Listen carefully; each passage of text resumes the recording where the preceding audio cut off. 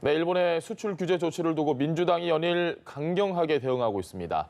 일본의 경제 보복을 침략 행위로 규정하며 단호하게 대처하겠다는 의지를 드러냈습니다. 취재 기자 연결합니다. 구하림 기자.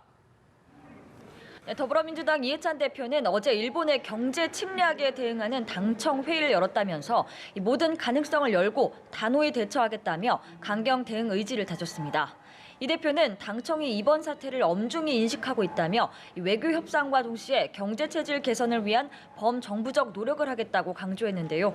민주당은 기존 일본 경제 보복 대책특별위원회 명칭을 일본 경제 침략 대책특위로 바꿨고 현 시점에서 대일 특사 파견도 적절치 않은 것으로 의견을 모았습니다. 민주당 소속 정세균 전 국회의장도 일방적으로 통보하는 상황은 선전포고 수준이라고 말했고 최재성 의원은 이낙연 총리의 대일 특사 파견은 상식적으로 불가능하다고 밝히기도 했습니다. 반면 자유한국당 황교안 대표는 강경 기류를 보인 민주당과 달리 조속히 외교적 해결에 힘을 쏟아야 한다고 강조했습니다. 우리 정부에 대해서도 할 말이 많지만 일본의 부당한 요구에 당당히 맞서야 한다고도 덧붙였는데요. 김무성 의원은 문재인 정부가 대책 없는 반일 감정팔이 대책만 쏟아내면 외교안보 위기까지 확산할 수 있다고 지적했습니다. 한국당은 오전 정책의원총회를 열고 당 차원의 외교적 해법을 논의했습니다. 바른미래당 손학규 대표는 만약 문재인 대통령이 국민 감정이나 대일 감정을 앞세워 합의를 추구한다면 문제를 더 어렵게 만들 수 있다면서 대결보다 해결책을 찾아야 한다고 강조했습니다. 네, 6월 임시국회가 이틀 뒤면 끝납니다. 추경안 처리와 정경두 국방장관 해임 건의안을 두고 여야가 여전히 평행선을 그리고 있는데요. 현재 진행 상황은 어떻습니까? 네, 민주당 이인영 원내대표는 한국당이 추경을 포로로 잡고 조건을 더해 발목을 잡고 있다고 밝혔습니다. 이어 한국당 황교안 대표를 향해 본회의에서 추경안이 처리될 수 있도록 전향적 결단을 내려달라고 말했습니다. 한국당 나경원 원내대표는 내일 본회의를 열어 정경두 국방부 장관의 해임 건의안을 올려야 한다고 주장했는데요. 여당이 국회를 안보 파탄 면죄부 국회로 만들고 있다고 비판했습니다. 바른미래당 오신환 원내대표도 해임 건의안을 표결에 붙인다고 해서 무조건 가결되는 것도 아닌데 집권당이 이래도 되는 것인지 묻지 않을 수 없다고 말했습니다. 여야는 또 패스트트랙 정국 당시 국회 선진화법 위반 혐의로 일부 의원들이 경찰 소환 통보를 받은 걸 두고도 신경전을 벌였습니다.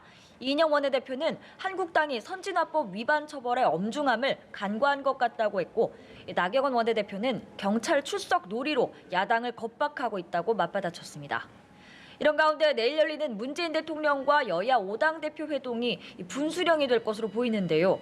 민주당 이해찬 대표는 엄중한 시기에 회동이 열리는 만큼 초당적으로 지혜를 모아야 한다고 말했고 한국당 황교안 대표 역시 허심탄회하게 의견을 나누고 지혜를 모아 해법을 도출하는 자리가 되기 바란다면서 기대감을 드러냈습니다.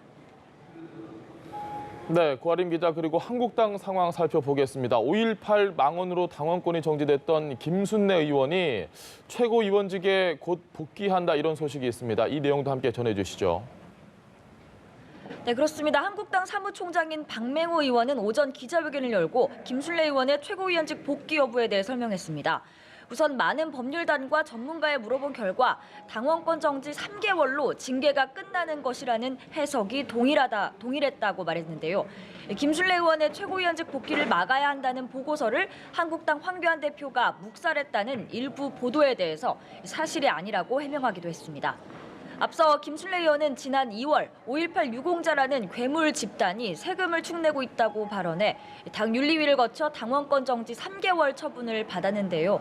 이후 3개월이 지나서 조만간 최고위원으로 복귀할 전망입니다. 한편 한국당 윤리위원회는 회의를 열고 국토교통위원장직 사퇴를 거부하고 있는 박순자 의원에 대한 징계안도 심의했는데요. 징계 여부에 대한 결론은 아직 내리지 못했습니다. 지금까지 국회에서 전해드렸습니다.